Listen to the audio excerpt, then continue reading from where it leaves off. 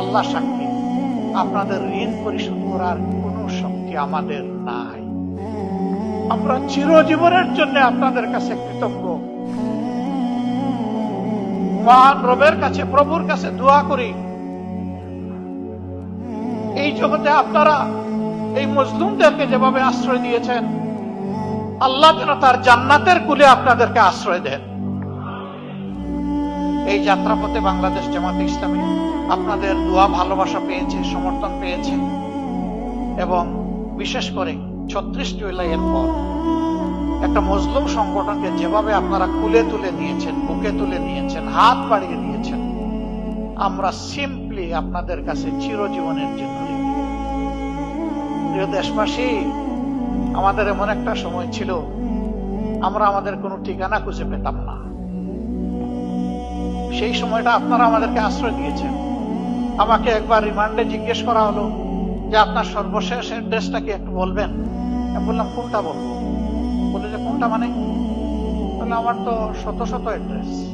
বলে স্যার, এই অবস্থায় আপনি আমাদের সাথে একটু হালকা আনন্দ ভাগাভাগি, বলছিল মস্করা করতে পারেন। বলছিলাম নো, আমি মস্করা করছি না, দিস ইজ রিয়েলিটি। বলছিল আপনি কি একটু বুঝিয়ে বলবেন আপনি কিভাবে শত শত বাড়ির এবং ঠিকানার মালিক? আমি বলেছিলাম যে এই যে আপনাদেরকে ডিউটি দেওয়া হয়েছে, আমাদের পিছনে লাগিয়ে দেওয়া হয়েছে, এই কারণে কোনো বাড়িতে 1 রাত 2 রাত 1 সপ্তাহ 2 সপ্তাহ 1 মাস এইরকম করেই আমাদের গত 15 বছর কেটেছে। এখন কোনটা বলবো? বলে যে আপনারা প্রেজেন্ট অ্যাড্রেস আমাদের লাগবে না। That was reality. আমাদেরকে আশ্রয় দেওয়ার মানে ছিল নিশ্চিতভাবে জীবন, ইজ্জত এবং সম্পদের ঝুঁকি নেওয়া। আমাদেরকে ধরতে গিয়ে আশ্রয়দাতাকে ধরেছে, আমাদেরকে ছেড়ে দিয়েছে, কিন্তু ঝাল মিটিয়েছে আশ্রয়দাতার উপর। তুমি কেন এদেরকে আশ্রয় দিলে? That was the reality of Bangladesh.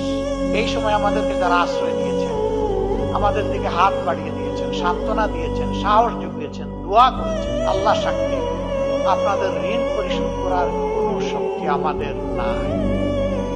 আমরা চিরজীবনের জন্য আপনাদের কাছে কৃতজ্ঞ। মহান রবের কাছে, প্রভুর কাছে দোয়া করি, এই জগতে আপনারা এই মজলুমদেরকে যেভাবে আশ্রয় দিয়েছেন, আল্লাহ যেন তার জান্নাতের কুলে আপনাদেরকে আশ্রয় দেন। প্রিয় দেশবাসী, আপনাদের এই ঋণ আমরা পরিশোধ করার জন্য সামান্য চেষ্টাই দুনিয়ায় চালাতে চাই।